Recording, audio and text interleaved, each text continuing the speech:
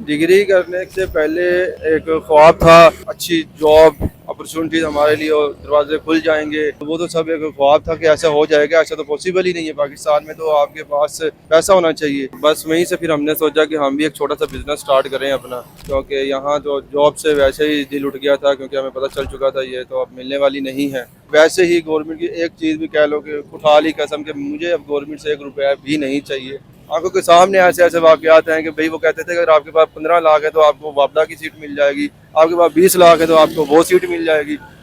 ये डिग्रियों के पलंदे, ये रोल ऑफ ऑनर संभालिए के जलाने के काम आएंगे। अस्सलाम वालेकुम नाज़रीन, आज आपकी मुलाकात करवाते हैं पाकिस्तान के एक ऐसे शहरी के साथ जिसने एमफिल की डिग्री कर रखी है, लेकिन जो है नौकरियां नहीं है, नौकरियों की अपॉर्चुनिटीज़ नहीं है। तो बेचारे जो है इस वक्त मजबूर हैं अपने रोज़गार के लिए, अपना कारोबार करने पे मजबूर हैं। और उन्होंने अपने कारोबार के लिए जो है सड़क किनारे एक स्टॉल लगा रखा है। और इस वक्त वो नौजवान बड़ी हिम्मत के साथ जो है अपने अखराजात पूरे करने की कोशिश कर रहा है। मेरे साथ उबैदुर रहमान साहब मौजूद हैं, इनसे बात करते हैं और इनसे जानते हैं। अस्सलाम वालेकुम। वालेकुम अस्सलाम। कैसे हैं भाई? अल्हम्दुलिल्लाह। अच्छा, मुझे बताइएगा कि एमफिल की डिग्री कर रखी है, स्टॉल लगा रहे हैं, ये आइडिया कैसे आया? आइडिया जब मतलब जॉब वगैरह करते थे तो उससे डिसअपॉइंट हो चुके थे, तो बहुत सी स्टोरीज पढ़ते थे, बिजनेस के फ़ायदे पढ़ते थे। बस वहीं से फिर हमने सोचा कि हम भी एक छोटा सा बिजनेस स्टार्ट करें अपना, क्योंकि यहाँ तो जॉब से वैसे ही दिल उठ गया था, क्योंकि हमें पता चल चुका था ये तो अब मिलने वाली नहीं है। जिसके लिए हमने सब कुछ किया था कि भाई बहुत अच्छी पोस्ट पे जाएंगे, तो बस फिर एक छोटा सा बिजनेस स्टार्ट कर दिया। अच्छा, मुझे बताइएगा कि ये स्टॉल किस चीज़ का लगा रहे हैं, कितने अरसे से स्टॉल लगाया है और क्या क्या चीज़ें आपके पास मौजूद होगी? जब मैंने स्टार्ट किया था रमज़ान था, तो मेरे पास जस्ट 1000 रुपीज़ थे। सो मैं बहुत डिसअपॉइंट था, बहुत ज़्यादा डिसअपॉइंट था कि इस कदर था कि सर चकरा रहा था, बैठा हुआ था कभी इधर कभी उधर। सो एक स्कूल में पढ़ाता था, एक अकेडमी पढ़ाता था, तो राउंड अबाउट 1 मंथ पे जो मेरे बनता था पैकेज, वो 25,000 मेरे पास आता था, जिसमें मैंने मतलब कि हॉस्टल के अखराजात भी देखने होते थे। मैं बेसिकली चनियोट से हूँ, यहाँ हॉस्टल में रहता हूँ फैसलाबाद। तो यही मैंने अपना छोटा सा फिर सोचा कि अब हर चीज़ स्किप की जाए, क्योंकि उससे मेरे अखराजात ही पूरे नहीं हो रहे थे। और ये एमफिल के बाद ये सब कुछ मिल रहा था, फिर सोचा कि 1000 रुपये से ही बिज़नेस स्टार्ट करना है, जो मर्ज़ी हो जाए। तो फिर थोड़ी सी खजूरें ली, थोड़ा पैकेट बनाए, फिर कोहिनूर सिटी चला गया, वहाँ सेल कर दिए। ऐसे फिर आहिस्ता आहिस्ता आहिस्ता एक स्टॉल की तरफ आ गए। और इस स्टॉल पे इस वक्त क्या क्या चीज़ें बेच रहे हैं?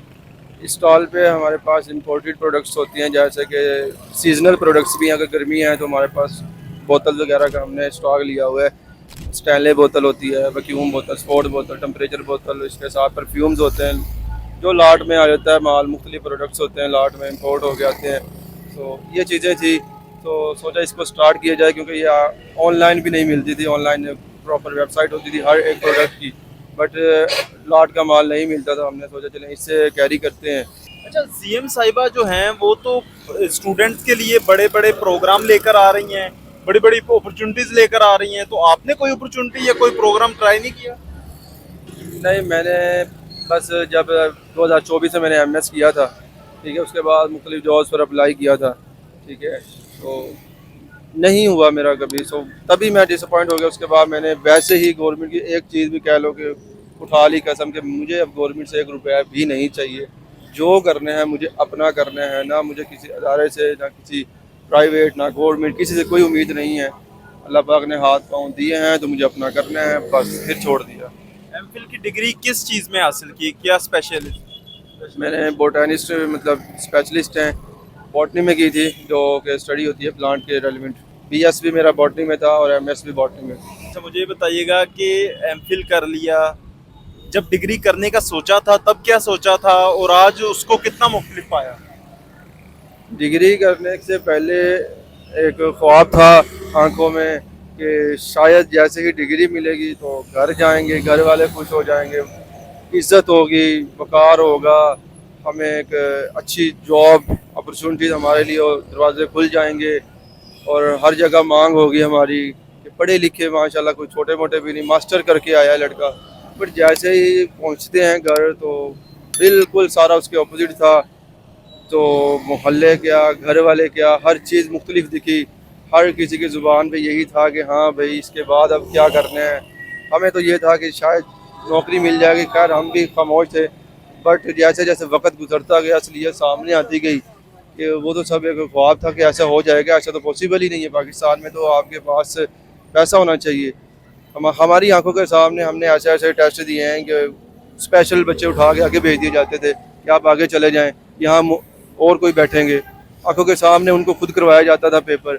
आंखों के सामने ऐसे ऐसे वाक़यात हैं कि भाई वो कहते थे अगर आपके पास 15 लाख है तो आपको वापदा की सीट मिल जाएगी, आपके पास 20 लाख है तो आपको वो सीट मिल जाएगी।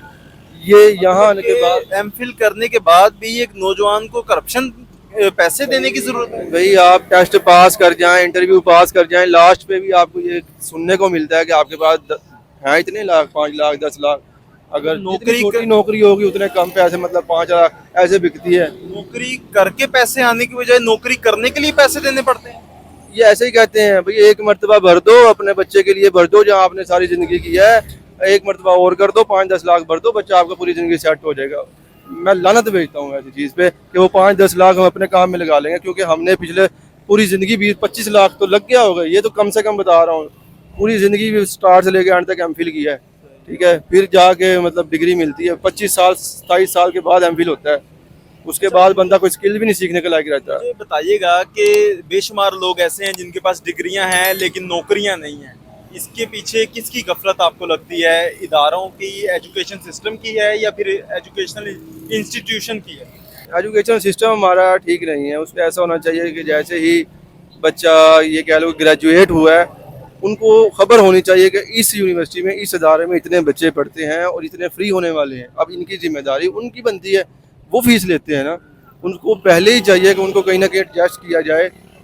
नहीं वो अच्छी पोस्ट दें, बट छोटे से शुरू कर दिया जाए, ताकि वो जैसे ही वहाँ से फ्री हों, उनके माइंड पे स्ट्रेस ना हो, वो खुश हों कि चलो हम छोटे से सही आहिस्ता आहिस्ता वहाँ तक पहुँच शुरू कर जाएंगे। देंगे। जी, हुकूमत के लिए क्या पैगाम देना चाहते हैं? हुकूमत के लिए अल्लाह हाफिज़।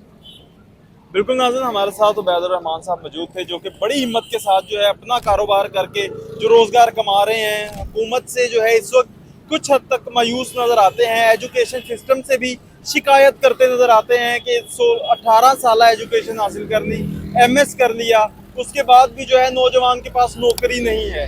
शहरी इस वक्त जो है काफ़ी लोग ऐसे हैं इस मुल्क में जिनके पास डिग्रियां तो है लेकिन डिग्रियों के बाद भी नौकरियां नहीं हैं। तो इस पर यकीनी तौर पे हमारे एजुकेशन सिस्टम पर भी सवालिया निशान है और हमारी हुकूमतों पर भी। इसी के साथ मुझे इजाज़त दीजिए, अल्लाह आने के बाद।